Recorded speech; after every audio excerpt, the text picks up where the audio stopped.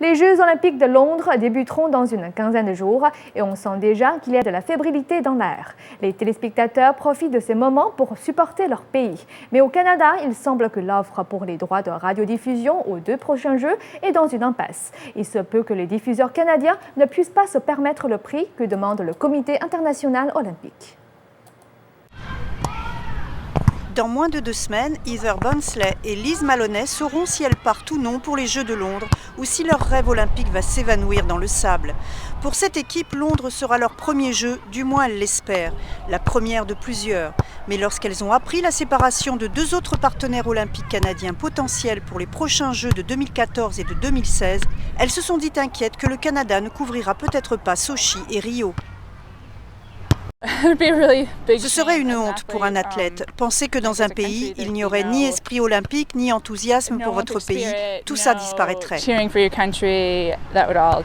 Radio-Canada et Bell se sont joints pour faire une offre pour les Jeux de 2014 et 2016, offre qui a été rejetée par le CIO. Les 2 compagnies relanceront leurs offres, mais séparément. Conjointement, leur offre était la moitié de ce que CTV avait offert pour les Jeux de Vancouver et de Londres. Les détenteurs des droits doivent commencer à revoir ce que leurs exigences peuvent avoir sur le climat économique mondial. Et les circonstances sont très différentes de ce qu'il y avait 10 ans, 5 ans ou même 2 ans auparavant. Aucun diffuseur canadien ne veut payer la grosse somme du contrat olympique, vu que la NHL n'a pas encore confirmé l'envoi de ses joueurs à Sochi. Le hockey et sa ligue sont probablement le summum du sport. C'est ce que les gens regardent, c'est ce qui amène les codes d'écoute et c'est ce qui intéresse le plus les annonceurs. Mais si les diffuseurs canadiens durcissent le ton et manquent les jeux, qu'est-ce que cela voudra dire pour les téléspectateurs canadiens?